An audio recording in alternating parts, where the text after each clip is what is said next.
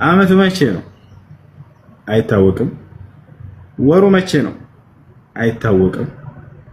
ቀኑ የትኛው ሰኞ ነው? አይታወቅም።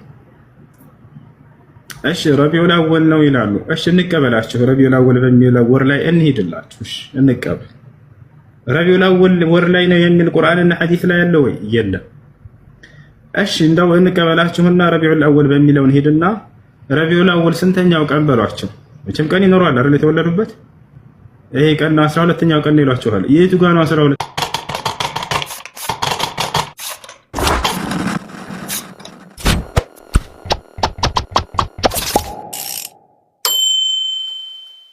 እና ጥያቄ ነበረኝ። እሺ እሱ መውሊድ ማክበር እንዴት ይታያል? እሱ ይሄን ነገር እንድታብራራል። መውሊድ ማክበር መውሊድን አክብሩ የሚል የቁርአንም የሐዲስም ማስረጃ የለም። የትኛውም ሰሃባ ተነስቶ የነብዩ ሰለላሁ ዐለይሂ ወሰለምን መውሊድ አከብራለሁ ብሎ ያከብሩ። ሲጀመር አስለን መቼ እንደተወለዱ ጊዜውን በቁርአንም በሐዲስም አልተገለጸም። በዚህ ቀን ነው የሚል ምንም አይነት ማስረጃ የለም። አከብራለሁ የሚል ሰው ካለ እሺ መቼ ነው የተወለዱት ወቀውና ከዛ አከብራለሁ በሉት። የለም አይታወቅም። ሰኞ ቀን ሊላቸው ይችላል። ኦኬ ነብዩ ሰለላሁ ዐለይሂ ወሰለም ኢነሁ የውሙን ወሊድቱ ፊህ ብለዋል። አዎ ሰኞ ነው የተወለድኩት ብለዋል። ነገር ግን የትኛው ሰኞ? ስንት ሰኞ አለ? በየትኛው ወር ላይ ያለው ሰኞ? በየትኛው ሳምንት ላይ ያለው ሰኞ? ዓመቱ መቼ ነው? አይታወቅም። ወሩ መቼ ነው? አይታወቅም። ቀኑ የትኛው ሰኞ ነው? አይታወቅም። እሺ ረቢዑል አወል ነው ይላሉ። እሺ እንቀበላችሁ። ረቢዑል አወል በሚለው ወር ላይ እንሂድላችሁ። እሺ እንቀበል። ረቢዑል አወል ወር ላይ ነው የሚል ቁርአንና ሐዲስ ላይ ያለው ወይ? የለም። እሺ እንደው እንቀበላችሁና ረቢዑል አወል በሚለው እንሂድና ረቢዑል አወል ስንተኛው ቀን በሏቸው። መቼም ቀን ይኖረዋል አይደል? የተወለዱበት ይሄ ቀን 12ኛው ቀን ይሏችኋል። የቱ ጋር ነው 12ኛው ቀን የሚለው? ወፍ የለም፣ በቁርአን በሐዲስም ላይ የለም። እሺ 12ኛው ቀን ነው በሚለው እንሂድ። 12ኛው ቀን ነው ብላችሁም ያ 12ኛው ቀን ከሰኞ ውጭ ቢሆንስ? ምክንያቱም የተወለድኩት ሰኞ ነው ብለዋል። ማክሰኞ ቢሆንስ? ማክሰኞ ልታከብሩ ነው? የመጀመሪያ የምጠይቋቸው እነዚህን ሰዎች እሺ የትኛው ወር ላይ ነው የተወለዱት ብለው ጠይቃቸው። ከዚያስ ቁርአን ሐዲስ ላይ ማስረጃ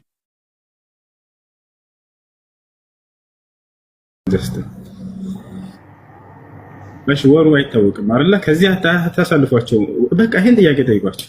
ከዚህ አያልፉ። በቁርአን ሐዲስ ላይ ረቢዑል አወል ላይ ነው የተወለዱት የሚለውን አሳየኝ በሉት። ወፍ የለም። አንደኛ። ሁለተኛ ረቢዑል አወል ስንተኛው ቀን ላይ ነው? እሺ እንስማማለን እና ረቢዑል አወል ነው በሚለው ስንተኛው ቀን ላይ ነው? 12ኛው ቀን ይላል አይደለ? በቁርአን በሐዲስም ላይ 12ኛው ቀን ላይ ነው የሚል አሳየኝ በለው። ወፍ የለም። ሁለተኛ። ሶስተኛ እሺ 12ኛው ቀን ነው በሚለው እንሂድ። ያ ቀን ጁሙዓ ቀን ቢሆንስ ታከብረዋለህ ወይ? ታከብረዋለህ? አታከብር። ምክንያቱም ሰኞ ነው የተወለድኩት በሚለው ሐዲስ ተይዘዋለህ። ወዴትም አይሄድም። በሶስት ጥያቄዎች አፍርድ ማብላት ትችላላችሁ መውሊድ አክባሪዎች። የለም የለም፣ በፍጹም አታገኙም። ቁርአን ነው። እሺ ነብዩ አላህ ላይ አይተውታል ወይ? ነቢያችን ሰለላሁ ዐለይሂ ወሰለም አላህን አይተዋል ወይንስ አላዩም? አላህ ሱብሓነሁ ወተዓላን በዐይን እይታ እንደዚህ የማየት አቅም ያለው አሁን ማንም የለም። ሐታ ነቢዩላህ ሙሳ ለይህ ብሎ በጠየቀ ጊዜ እኔን አሁን አታየኝም ብሎታል። አቅም ያለው ነቢዩላህ ሙሳ አስገብቶታል ግን ነይቱ ደፋ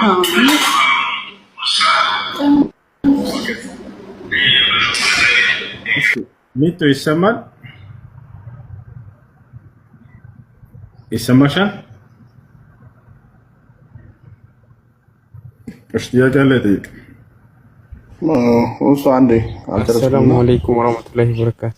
ወአለይኩም ሰላም። 3953 ሐዲስ አብራራልኝ። እሺ ይሄን ሐዲስ የትኛው ሐዲስ ነው? ቡኻሪ ላይ ሙስሊም ላይ የትኛው ላይ ጻፈ? ትክክል።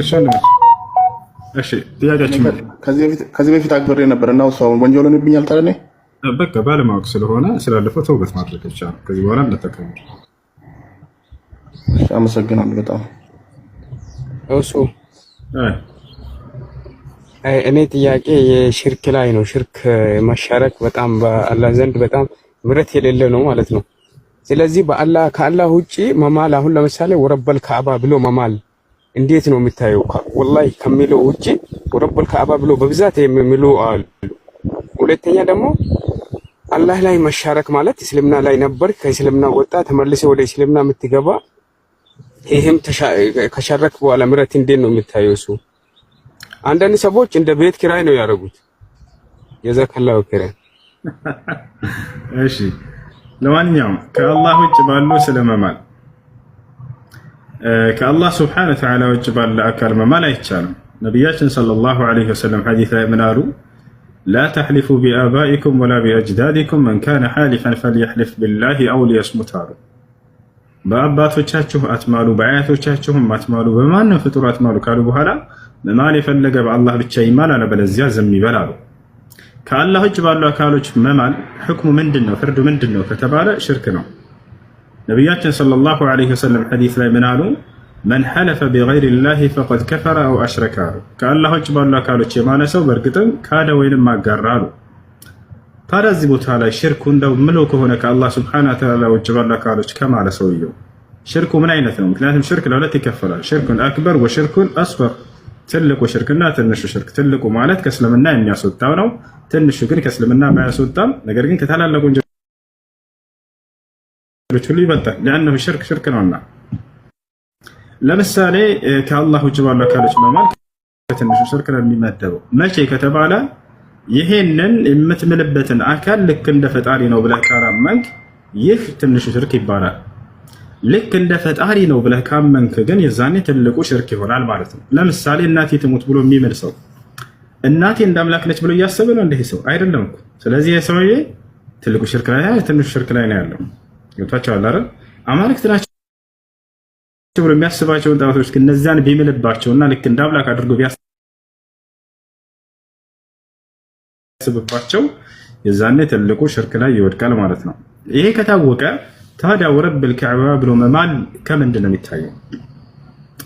መጀመሪያ ወረብል ከዕባ ማለት ነው በከዕባ ጌታ እምላለሁ ማለት ነው። አይ ኡቅሲሙ ቢረብል ከዕባ በከዕባ ጌታ እምላለሁ ማለት ነው። በከዕባ ጌታ የከዕባ ጌታ ማን ነው? አላህ ነው አይደል? በከዕባስ መማል ይቻላል ወይ? አይቻልም በፍጹም። ወልከዕባ ብሎ ቢምል ሰውየው አይቻልም። በከዕባ እምላለሁ ቢል ከዕባ ፍጡር ነውና በከዕባ አይማልም።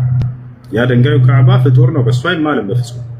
ነገር ግን ወረብል ከዕባ ብሎ ከማለ በከዕባ ጌታ በአላህ እምላለሁ እያለ ነው። ስለዚህ ይሄ ሽርክ አይደለም፣ ይቻላል። ከአላህ ውጭ አልማልክም። በከዕባ ጌታ ስትል ጊዜ በአላህ የማልክም። እሺ ዘከላው ከለነሱ አላህ ይጠብቅ። አይ